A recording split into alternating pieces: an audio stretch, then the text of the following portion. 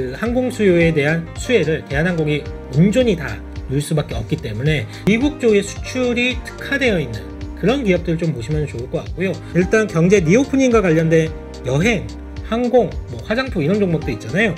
이런 종목들은 이렇게 접근해 보시면 어떨까 싶어요. 국내에서 확진자 수가 최대가 나왔다. 그때마다 매수하는 겁니다. 분할로. 7월, 8월, 9월 달에 금리 동향에 대해서 상당히 우리가 주의 깊게 봐야 될 부분이 있습니다. 오늘 모신 분은요, 유한타증권 파이낸스 허브 강남점의 한상혁 과장님이고요. 안녕하세요. 안녕하세요. 네, 일단 오늘 기분 좋은 모습이죠. 양쪽 시장이 다 상승을 했는데요. 이거 어떻게 뭐 하락 이후에 어떤 일시적인 반등으로 봐야 될까요? 아니면 좀 어떤 의미를 좀 둘만 할까요? 간만에 시장을 조금 돌려놨죠. 네. 그래서 오늘 시장을 좀 돌려놓긴 했는데 특징을 본다라고 하면 외국인들의 선물 매수가 상당히 많았어요. 오늘 상당히 많은 부분을 차지했던 게 외국인의 선물 매수가 많았는데 앞으로 추세를 조금 되돌릴 수 있을 여부를 보려면 이 선물 매수가 이어진 이후에 내일부터의 그 현물 동향을 좀 봐야 됩니다. 선물 매수가 이어진 동향 이후에 만약에 현물까지 외국인들의 매수세가 좀 이어진다라고 하면 조금 편안한 장이 좀 연출이 되지 않을까라고 기본적으로는 생각을 좀 하고 있습니다. 네, 그렇군요. 일단 그 요즘 기관 매집이 좀 눈에 띄는 것 같은데 어떻게 보시나요? 이것도 뭐 그냥 일시적인 어떤 프로그램 매매의 어떤 일환으로 봐야 될까요? 워낙 기관들의 매매 형태가 프로그램이 많이 좌지우지를 좀 하고 있어서요. 글쎄 과거하고는 많이 달라졌어요. 기관들의 매매 형태가. 그래서 기관들이 뭐 매수를 한다라고 하면 뭐 주가 뭐 종목들이 좀 상승하는 경향이 좀 있긴 하지만 그게 과연 연속성이 있을지 이 부분에 대해서는 조금 의구심이 좀 있고요. 그리고 요즘은 금융 투자의 동향이 상당히 하루하루가 매일같이 좀 달라지기 때문에 이 부분은 좀 큰 의미를 안 두셨으면 좋을 것 같습니다. 네, 그렇군요. 지금 일단 우리가 시장이 좀 그동안 며칠 하락했던 것들은 델타 변이 바이러스 이 걱정 때문이었잖아요. 네네네. 오늘 어떻게 반등하면서 이거에 대한 우려는 사라졌다 이렇게 봐야 될까요? 제가 볼 때는 일단은 이 델타 바이러스에 의해 주가가 빠졌다라는 부분은 반은 맞고 반은 틀리다라고 좀 볼 수가 있는데요. 자, 이 부분 좀 말씀을 드릴게요. 우선 선진국부터 보게 되면요. 대표적으로 이제 영국, 미국 이런 국가들에서는 계속 확진자 수가 나오고 있습니다. 증가 추세를 보이고 있는데 급격히 줄었던 확진자 수가 지금 5만 명 가까이 좀 나오고 있거든요. 근데 증시에서는 이틀 연속 선진국 증시가 반등을 보였다는 말이에요. 그렇다고 하면 만약에 증시의 하락 이유가 델타 바이러스의 확산세 때문에 증시가 하락을 했다라고 하면 최근에 이틀 동안 올랐던 부분에 대해서는 설명이 부족합니다. 할 수가 없어요. 선진국 증시에서 더 큰 영향을 미치고 있는 부분은 바로 금리라고 좀 보고 있고요.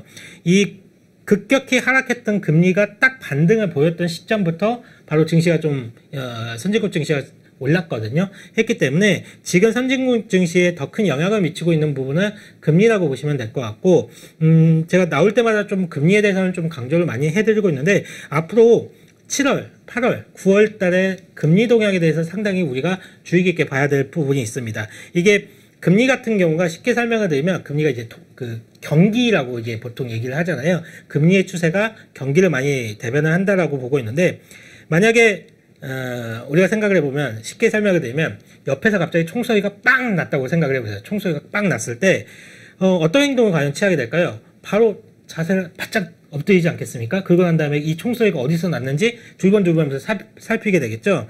이게 주식시장에서 금리라든지 환율 이런 부분들이 딱 그런 총소리와 같다라고 보시면 될 것 같습니다. 일단 환율이 튀게 되고 금리가 급격하게 하락을 하게 되면 매니저들 입장에서는 일단은 주식 비중을 줄입니다. 이유가 어찌가 됐든 일단은 줄여놓고 보는 거거든요. 총소리가 빵 난 거예요. 그 다음에 고개를 들어서 이거 금리가 왜 빠졌지? 이런 부분을 이제 살피게 되는데 숙련대 투자자일수록 더욱더 이런 경향이 좀 큽니다. 그래서 저는 일단은 미국의 지금 뭐 이틀 동안 금리가 올라가면서 미국의 증시가 좀 올라오긴 했지만 최근에 금리 하락에 대한 이유를 미국의 부채 한도 협상하고 좀 연결지어서 좀 생각을 하고 있거든요. 네.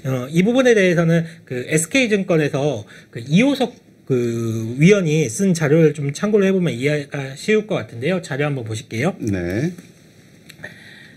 보시면 특히 제가 이제 표시를 해놓은 부분 이게 2번을 보시면 될 것 같은데요. 보시면 부채 한도 유예 기간 종료, 그러니까 7월 말이죠. 이달 말이죠. 이달 말을 앞두고 미 정부가 보유한 현금이 2019년 8월 수준이 약 1,330억 불이어야 함. 따라서 7월 말까지 정부가 보유하고 있는 현금이 소진되는 동안 발행되는 국채 규모는 제한적일 것이라는 분석. 이게 이제 내용인데요. 이게 어떤 내용이냐면 그동안 미국 재무부가 채권을 발행을 하면 연준에서 이를 사들이는 프로세스였잖아요. 연준에서는 매달 1,200억씩 채권을 사고 있었으니까.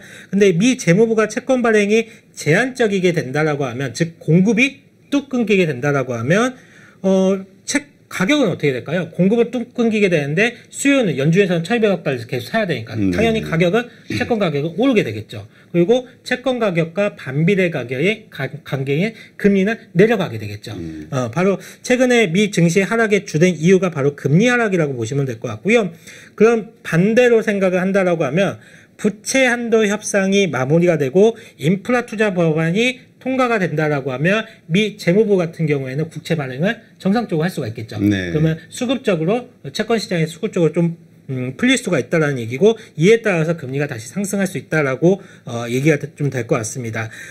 지금 공화당하고 민주당 간의 간극이 너무 크기 때문에 사실 7월 말까지 부채 한도 협상이 되어야 되지만 이게 될 거라고는 좀 생각하지 않고 있거든요. 그렇죠. 이게 시한이 넘어갈 것 같은데 이번에 유예를 하고 8월에 아마 다시 재협상이 좀 들어갈 것 같아요. 그리고 난 다음에 결국 부채 한도 협상은 한 9월 20일 전후에 타결이 되지 않을까라고 생각하고 있는데, 9월 20일 이날 콕 집어서 제가 말씀드리는 이유는 이날이 바로 예산안 통과 시한이거든요. 그래서 예산안 통과 시한과 같이 맞물리면서 부채 한도 협상도 좀 이루어지지 않을까라고 좀 생각을 하고 있습니다. 그렇다라고 하면 이런 전략을 한번 세워볼 수가 있을 것 같아요. 미국의 부채 한도 협상 전까지 금리가 팍팍팍 올라가는, 그렇게 쉽게 올라가는 그런 현상은 좀 일어나지가 쉽지 않을 것 같고, 그렇지만 미국의 부채 한도 협상은 타결될 수밖에 없기 때문에 만약에 금리가 하락한다, 미국의 금리가, 시장 금리가 하락한다라고 해서 빠진다라고 하면, 증시가 빠진다라고 하면 그때는 매수 기회가 좀 될 수 있을 것 같습니다. 이를 국내 시장에도 적용해보면 참 좋을 것 같고요. 뭐 국내 시장 같은 경우가 뭐 미국 시장에 한 70-80%는 따라가니까 그렇죠. 이런 부분들을 한번 좀 참고해 보시면 될 것 같고, 다만 아까 제가 서두에 델타 바이러스와 관련된 이슈는 반은 맞고 반은 틀리다라고 말씀을 드렸잖아요. 네. 분명한 건 선진국에서는 이 델타 바이러스와 관련된 이슈가 증시를 끌어내릴, 그러니까 증시에 영향을 미치는 것은 제한적이에요. 하지만 이머징 시장은 조금 다를 것 같아요. 이머징 시장은 분명히 델타 바이러스 영향이 좀 미치고 있는 걸로 보고 있는데, 이는 백신을 맞았는지 안 맞았는지의 차이인 것 같아요. 그래서 접종률. 그렇죠. 접종률에 대한 차이인 것 같은데, 지금 인도네시아 같은 경우에는 한 5-6만 명씩 지금 나오고 있다라고 합니다. 하루에? 예, 하루에. 이게 사실 한 달 전까지만 해도 1,000명이 채 안 나왔대요. 그러다가 갑자기 이제 한 달 만에 5-6만 명씩 나오고 있거든요. 그리고 뭐 베트남, 말레이시아 이런 신흥국들한테 확진자 수가 급격하게 좀 증가를 하고 있는데 공통점이 있습니다. 이들 국가들이 중국 백신을 맞았어요. 아, 그래요?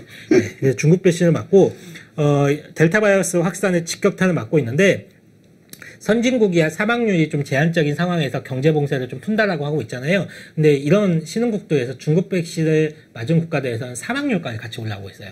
이게 쉽지 않은 거죠. 사실. 그래서 지금 이런 부분들은 좀 우려가 되는 부분이고, 사실 파이자라든지 모더나 같은 백신이 지금까지 나온 백신 중에 효능은 좀 가장 높은 것으로 그렇죠. 알려져 있잖아요. 예. 근데 지금 선진국들이 이 백신을 싹쓸이 해가고 있잖아요. 사실. 그래서 신흥국 한테 차례가 지금 안 오고 있거든요.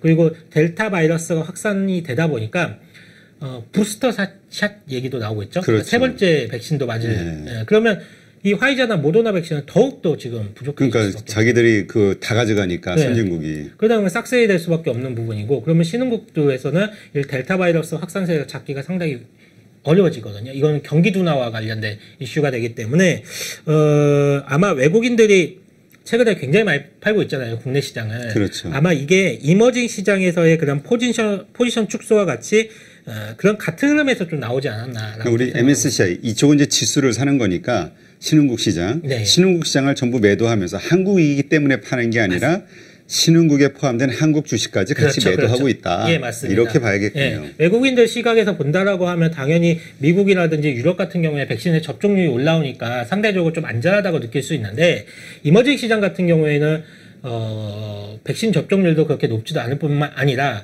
지금 굉장히 바이러스의 확산 속도가 굉장히 빠르게 올라오고 있기 때문에 이 부분에 대한 경계감에 의해서 이머징 시장을 자동적으로 비중 축소를 나가고 있는 거고 거기에 포함되어 있는 한국 증시 역시 같이 외국인의 매도가 좀 나오고 있다라고 보시면 될 것 같아요. 백신 얘기가 좀 나와서 그러는데 혹시 투구개라고 혹시 아세요? 투구개. 아니요, 몰라요. 투구개 모르세요? 이게 투구개라는 게 이런 거거든요. 보시면 이게 투구개인데 이렇게 생긴 거 보신 적 있으세요? 그림이. 번외적인 얘기인데 이 투구개가 이렇게 생겼거든요. 이거 우리 그 예전에 보면 화석 얘기할 때 삼엽충 뭐 이래가지고 좀 비슷하게 나온 것 같은데. 예, 비슷하게 보시면 될 것 같은데 이 투구개라는 게 공룡보다 좀 오래 살아남았다라고 해서 살아있는 화석이라고 불리우는 생물체입니다. 네. 지구에서 한 4억 5천만 년을 살았다라고 해요. 지금도 존재하는 건데 이 투구개 혈액에는 독특한 특성이 있는데 만약에 오염물질이 딱 들어오잖아요. 그러면 이 투구개의 혈액이 굳어버린대요. 딱 오염물질이 들어오면 어느 정도냐면 우리가 수영장 크기 있잖아요. 거기서 설탕을 1g만 넣는다고 하더라도 오염물질이 들어온 거니까 수영장 크기가 다 굳어버린다고 합니다. 이 정도의 이제 특성을 좀 가지고 있는데 그러다 보니까 백신하고 의약품 독소를 검사할 때마다 투구개의 피가 많이 쓰인다고 하거든요. 아, 그래요? 그래서 보시면 이게 지금 위에 보시면 이게 이거 뭐야? 살아있는 걸 좀 뽑는 거예요? 잔인한데? 이 투구개에서 이거 피를 지금 뽑는 건데 피가 블루네요? 이 투구개에는 헤모글로빈이 없다라고 해요. 아. 성분이 없다 보니까 피의 색깔이 파란색이라고 합니다. 그래서 여기서 만약에 조금의 오염물질이 생기면 이 액체가 굳어버린다라고 해요. 그러니까 백신의 효능을 검사를 하거나 확인을 할 때 이걸 쓰인다고 하는데 지금 백신을 개발하는 과정에서 투구개가 싸그리 몽땅 사라지고 있답니다. 지금 다 잡아다가 쓰기 때문에. 그래서 지금 투구개가 4억 5천만 년 만에 지금 멸종의 위기를 지금 처해 있다라고 하는데. 참 인간이 문제네, 인간이. 예, 공룡이 멸종했을 때도 살아남았던 투구개가 지금 인간에 의해서 지금 이렇게 지금 싸그리 몽땅 사라졌다라고 하고 있는데 이게 지금 백신을 개발하는 과정 속에서 상당히 이런 부분들이 많이 좀 문제가 되는 것 같아요. 그렇죠. 그래서 이런 부분들이 참 안타까운 것 같아요. 네. 뭐 사실 신약 실험할 때 그 원숭이라든가 뭐 이런 거 쓰는 거 이것도 사실 뭐 좀 잔인하지 않냐 뭐 이런 얘기들 많잖아요. 화장품 시험할 때도 그렇고. 이 사진을 보고 깜짝 놀랐어요. 이렇게 진짜 공장에서 이렇게 잡아다가 저렇게 한다는 것 자체가. 피를 다 한 병을 뽑는 거예요? 네, 지금? 뽑는 거예요. 아, 이 한 병이 얼마인지 아세요? 근데 이 피를 뽑으면 쟤네는 어떻게 돼요? 죽는 거예요? 피 살만큼 뽑고 다시 이렇게 채워놨다 계속 이렇게 사용하지 않을까요? 이게 알려진 바로는 한 30% 정도는 피를 뽑고 살려준다라고 해요. 근데 그렇게 될 때 대부분 다 죽는답니다. 네. 근데 뭐 그렇다고 뭐 5% 조금만 뽑을 수는 없으니까 이렇게 피를 뽑는다라고 하는데 대부분 이게 죽는다라고 하고 있으니 그러니까 멸종 위기까지 좀 처해 있다라고 해요. 뭐 아무튼 뭐 신흥국들의 델타 바이러스 확산이 심상치 않다라는 건데 이러한 부분은 좀 우려가 되는 부분이고 이게 우리가 하지만 좀 잘 생각을 해봐야 될 부분이 최근에 인도 있잖아요. 인도가 델타 바이러스의 진원지였잖아요. 그렇죠. 거의 뭐 코로나의 지옥이라고 좀 불리웠던 인도가 보시면 코로나가 창궐한 인도 백신의 미접종자 중 62%가 그러니까 이게 일부에서 그런 얘기가 있어요. 아예 걸려서 맞습니다. 항체를 만드는 게 낫다. 그 예전에서부터 그 논란이 있었잖아요. 인도가 딱 지금 그러고 있어요. 지금 인도가 하루에 확진자 수가 거의 40만 명이 넘어가던 거의 코로나의 지옥이라고 불렸던 우리 그 사진 같은 거 보신 적 있으실 거예요. 뭐 시체들이 너무나 넘쳐 흘러가지고 어쩌지 못하는 그런 국가에서 지금 확진자 수가 3만 명은 또 떨어졌습니다. 40만 명에서. 네, 백신을 맞지도 않았는데. 그러니까 한번 걸려버리니까. 네, 항체가 자동으로 생긴 거죠. 그러니까 백신의 미접종자 중에 뭐 3분의 2가 항체를 보유하다 보니까 확진자 수가 지금 자연스럽게 지금 감소를 하고 있는데 이런 부분에 대해서는 우리가 하나의 투자 포인트를 세울 수가 있는 것 같은데 그러니까 지금 델타 바이러스가 확산된다 그러면서 경제에 대한 리오프닝 관련된 종목들이 많이 하락을 하잖아요. 그렇죠. 하지만 결국은 이거 인도의 사례를 보면 극복할 수 있다는 문제예요.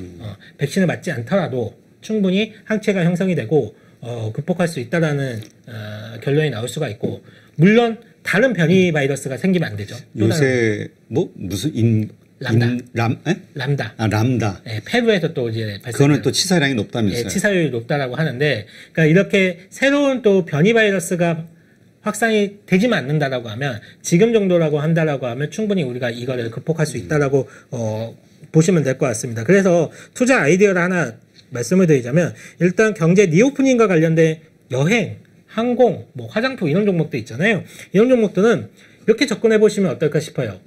국내에서 확진자 수가 최대가 나왔다. 그때마다 매수하는 겁니다. 분할로. 그런 뉴스가 나올 때마다 하락하니까. 예, 그런 뉴스가 나올 때마다 조금씩 분할 매수를 하는 거예요. 그래서 만약에 오늘 이제 한 1,800명대가 나온 것 같은데 최대치가 나왔죠. 그러면 오늘 조금 사고. 만약에 뭐 내일이나 뭐 다음 주 중에 또 한 2,000명대 뭐 최대 확진자 수가 나왔다라고 하면 또 조금 분할 매수하고 그럴 때마다 좀 분할 매수로 한번 해보시는 게 어떠실까. 그래서 지금은 사실 뭐 메타버스 관련주, 뭐 2차 전지와 관련주 이런 성장성이 좋은 종목들 물론 좋지만 주가가 많이 올랐다는 게 문제예요. 그래서 지금은 차라리 이렇게 경제 리오프닝과 관련된 종목들을 한번 보시는 게 차라리 좀 좋지 않을까 싶어서 제가 한번 말씀을 드리는 바입니다. 네. 일단 정리를 좀 해보면 지금 우리가 이제 미국 시장에서의 뭐 여행주가 됐던 이런 컨택트주, 리오프닝 관련된 주들 단단한 모습 혹은 상승하는 모습을 보면서 한국 시장에서도 사면 될까라고 생각했는데 왜냐하면 그쪽은 좋으니까. 네. 근데 신흥국은 좀 빠질 수도 있다. 맞아요. 그러니까 바로 대입하기는 좀 쉽지 않다. 네, 이걸로 생각하고 그러나 장기적으로는 결국은 극복할 수밖에 없는 네. 상황이 될 것이다. 네네. 그렇기 때문에 빠질 때마다 우리는 추격 매수, 장기적 관점에서 분할 매수를 좀 해보시는 게 어떠신가? 네. 라는 관점을 좀 사실 영국에서 많은 걱정을 하지만 그냥 딱 오픈해버리고 거기 뭐 경기도 뭐 축구 경기도 그렇고 뭐 다 해버렸잖아요. 그러니까 인도가 보여줬어요. 지금. 자연 면역에 대한 어떤 하여튼 결과가 어떻게 나올지 모르겠는데 결국은. 과거서부터 계속 치사량이 물론 낮아졌으니까 결정할 수 있는 문제인데 결국은 경제 네 선진국들은 백신의 접종률이 상당히 좀 높죠. 네. 먹고 사는 문제. 예전에 우리 극단적으로 그런 얘기 있어요. 굶어 죽을 것이냐 아파 죽을 것이냐 둘 중에 하나 선택해야 된다. 뭘 할 것이냐. 굶어 죽는 게 낫지 않을까요? 둘 중에 하나 선택하나. 예, 알겠습니다. 하여튼 뭐 여러 가지 상황은 뭐 긍정적으로 갈 수밖에 없다. 이렇게 보고 투자의 관점에서 생각을 해볼 수 있겠네요. 자, 그렇다면 지금 우리 리오프닝과 관련된 주식들 살 때 좀 특정한 어떤 종목들, 어떤 섹터 이쪽에 좀 집중하는 게 좋을까요? 저는 계속적으로 말씀드리고 있는데 항공주가 일단은 제일 먼저 생각이 드는 분야고요. 항공주면은 일단 대한항공? 네, 하나밖에 없죠. 하나밖에 없잖아요. 네. 지금 뭐 돈 버는 거는. 네. 지금 아시아나와의 또 합병도 지금 진행 중에 있잖아요. 근데 아시아나는 어때요? 지금 새롭게 재상장한 이후에 그렇게 흐름이 좋지는 않죠. 저는 일단 아시아나항공보다 일단 대한항공을 접근하는 게 맞다라고 보고 있는데 일단 화물 운송으로 가지고 이제 대한항공 쪽에서 수익성이 나오고 있고 그리고 내년에 만약에 어떻게 될지 모르겠지만 바이러스 확산세가 조금 진정이 돼서 정말 해외여행을 우리가 갈 수 있을 때 정말 티켓 가격이 어마어마하게 오를 겁니다. 왜냐하면 갈 수 있는 비행기는 한정되어 있으니까 수요는 몰릴 것이고 그럼 비행기 티켓 값이 올라갈 수밖에 없거든요. 티켓 값이 올라감에도 불구하고 해외여행을 가려는 수요는 넘쳐날 것입니다. 그렇기 때문에 지금 살아남은 솔직히 뭐 국내에서 대한항공이 유일하게 이제 살아남았다라고 보시면 되죠. 그때의 미래에 언젠가 있을 그 항공 수요에 대한 수혜를 대한항공이 온전히 다 누릴 수밖에 없기 때문에 제가 볼 때는 대한항공 같은 경우에는 앞서 말씀을 드렸지만 주가가 빠질 때마다 좀 분할 매수 관점으로 접근해 보신다라고 하면 큰 게 조금 볼 수 있지 않을까라고 좀 생각하고 있습니다. 네. 화장품 업종도 좋아요. 사실. 화장품 업종 같은 경우에도. 근데 뭐 일단 어떻게 그동안 관심을 가졌던 어떤 최근의 고점에서 대비 과대 낙폭주를 찾는 게 좋아요? 아니면은 그래도 그 가운데서 어떤 대장주라고 생각되는 대형주 중심으로 가는 게 좋을까요? 저는 많이 빠져 있는 종목들, 그러니까 그 업종 내에서 종목을 고를 때 만약에 뭐 IT면 IT, 뭐 자동차면 자동차, 그 업종 내에서 종목을 고를 때는 대장주를 매매하시는 게 좋습니다. 왜냐면 많이 빠져 왜 다른 애들은 다 가는데 왜 얘만 안 가지라고 생각해가지고 얘를 사잖아요. 그러면 얘만 진짜 끝까지 안 갑니다. 다른 애들 갈 때. 예. 항상 시장은 똑똑해요. 똑똑하기 때문에 많이 올라가는 종목은 그만한 이유가 있는 거고요. 다른 애들 다 올라갈 때 못 올라간다라고 했을 때는 또 그만한 이유가 있는 겁니다. 그래서 물론 시장에서 뒤늦게 알아주는 경우가 있어요. 근데 그런 경우는 제가 여태까지 주식 투자를 하면서 한 10%도 안 되는 것 같아요. 뒤늦게 정말 사람들이 진주 같은 종목을 얘는 진짜 진주인데 왜 안 올라가지? 라고 해서 나중에 올라가는 경우는 10%밖에 안 되는 것 같고 대부분의 경우가 대장주를 사시는 게 좀 더 수익률 제고에 좋으실 것 같습니다. 네, 알겠습니다. 그렇다면 개인적으로 화장품 가운데 탑픽, 그러니까 저 대장주로 보고 있는 건 어디예요? 뭐 여러 사람들마다 다 틀리더라고 보니까. 여러 화장품 업체들이 있지만 저는 이제 포인트를 두는 게 어디냐면 중국 쪽에 포인트를 두지는 않고요. 중국 수출이 많은 쪽이 아니라. 네. 미국 쪽에 수출이 많은 기업을 보고 있습니다. 그러면 결국은 미국이라든지 선진국에서 경기가 재개가 되고 리오프닝이 먼저 시작이 될 텐데 소매 판매라든지 이런 소비 데이터들이 선진국을 중심으로 올라올 거거든요. 그래서 미국 쪽에 수출이 특화되어 있는 그런 기업들을 좀 보시면 좋을 것 같고요. 대표적으로 잉글우드 랩이라는 회사가 있습니다. 처음 들어오는데. 네. 이게 그 미국의 수출이 거의 99%예요. 대부분의 화장품 제조를 미국을 위해서, 그러니까 미국의 판매사를 위해서 지금 만들고 있기 때문에 ODM 업체예요. 그래서 잉글우드 랩을 조금 말씀을 드리고 싶습니다. 잉글우드? 네. 밸류에이션도 굉장히 저렴해요. 보통 화장품 업종 같은 경우에는 평균 PER이 한 20배 정도 되거든요. 근데 잉글우드 랩 같은 경우에는 지금 12배 정도밖에 되지 않습니다. 그래서 밸류에이션도 상당히 매력적이기 때문에 저는 한번 공부해 보시면 좋으실 것 같아요. 네, 알겠습니다.